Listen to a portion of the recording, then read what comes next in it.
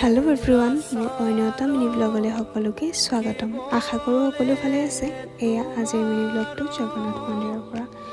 এয়া সন্ধিয়া মন্দিৰলৈ বুলি আহিলোঁ। মন্দিৰলৈ আহি এনেও ভালেই লাগে, তাতে আকৌ সন্ধিয়াৰ সময়খিনিত কিবা এটা বেছিয়ে ভাল লাগে। এয়া আমি আৰতি কৰা সময়তে পাইছিলোঁগৈ।